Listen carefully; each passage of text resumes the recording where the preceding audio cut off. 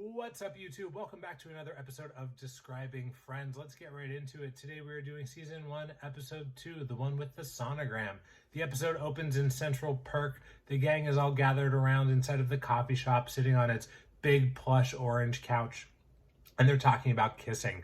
Monica is saying how kissing can be the most important part of a romantic encounter, versus Chandler, who says it's more like when you go to a concert. Say you're going to see Pink Floyd and they bring out a comedian first. Kissing is the opening act, and after sex, women are still looking for that comedian, and men have moved on. And Joey says, "Are we still talking about sex?" Cut to the opening credits.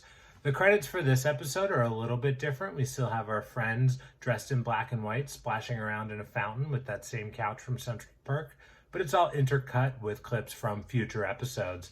After the credits are done, we go to a new location that we haven't been to before, and that's the Natural History Museum, where we see Ross works. Ross is dressed in a billowy Oxford shirt, almost blouse-like, with a big tie, and he's having an argument with someone dressed more like a docent. She has a cardinal red blazer on, and they're arguing over the vignette of caveman mannequins around them. That's interrupted by the appearance of Carol. Carol is Ross's ex-wife, who we've learned has just come out as a lesbian. She's there to let Ross know that she's pregnant with his baby. Also worth noting, this is not the same actress who plays Carol throughout the rest of the series. From there, we go back to Monica's apartment, where the gang is sitting around watching TV. Joey, Chandler, and Phoebe have Three's Company on, and Chandler says, "Oh, this is the episode of Three's Company where there's some sort of misunderstanding." Obviously a joke, because that's every episode. And Phoebe says, "Oh, well then I've seen this one," and turns it off.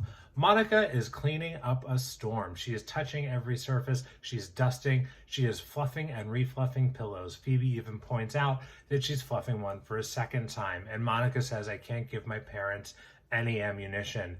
And Chandler says, "Yes, because we all know how critical parents can be of the flatness of their child's pillows," giving us our first little taste of that Chandler speak that we'll come to love.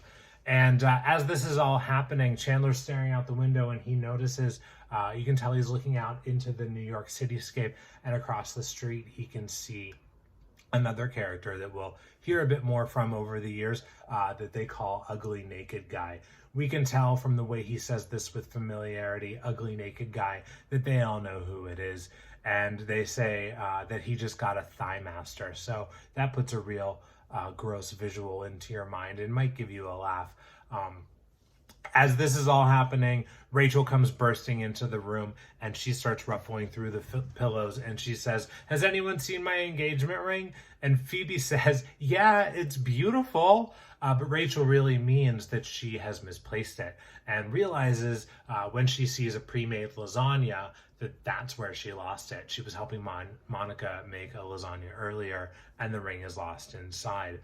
Obviously, this is a very special lasagna for her parents' dinner, but everybody has to dive in and look for it. They find the ring, and then there's a knock at the door. The door opens up, and it's Ross, the same sad version of Ross that we saw in episode 1.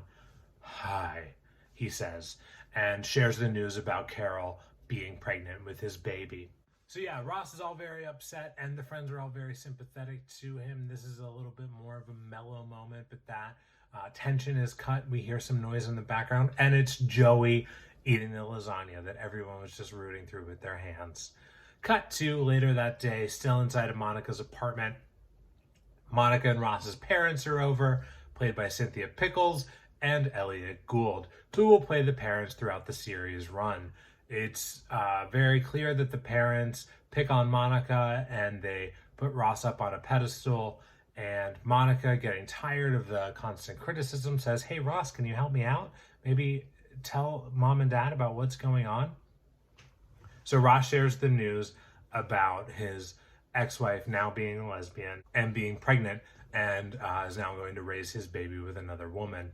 And Monica, of course, is thinking, "Oh, now they won't be upset and worried about me." But the mom immediately turns to Monica and says, "And you knew about this?"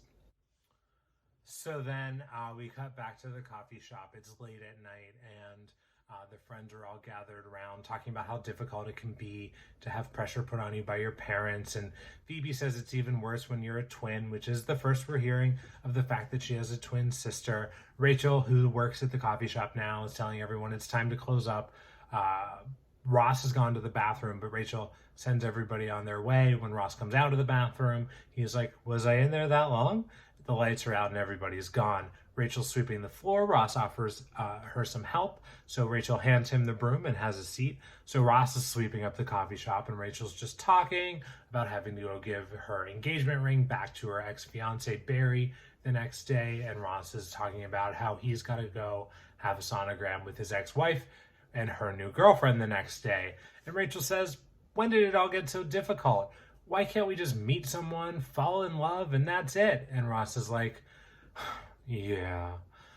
So we go to the next day and we see Ross. He's in the OBGYN's office with Carol and Susan, Carol's new girlfriend, and they are immediately getting into arguments about what the baby's going to be named and whose job is what. And Ross is getting frustrated and fed up and he's about to leave, but the doctor comes in and starts up the sonogram right away, and Ross hears the sound of the baby's heartbeat and he is pulled right back in. Meanwhile, Rachel goes to Barry's office. Barry is a dentist. He is having an appointment with a young child patient right now, but she comes in and is ready to give the ring back. We notice that we don't notice because we haven't met him before, but Rachel notices that Barry is tan. He's gotten hair plugs. He is wearing contact lenses, all new things for Barry. And Barry says that he still went on their honeymoon with Mindy, who was Rachel's maid of honor. And it turns out Barry's better off without Rachel. Rachel's better off without Barry. And it's all for the best for everyone.